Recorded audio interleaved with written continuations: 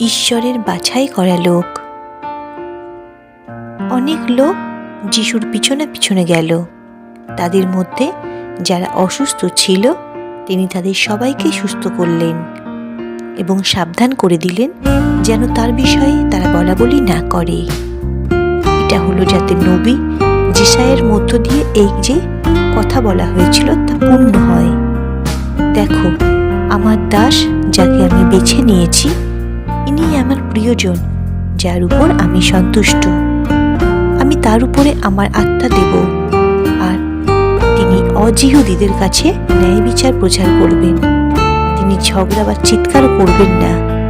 তিনি রাস্তায় রাস্তায় তার গলার স্বর শোনাবেন না।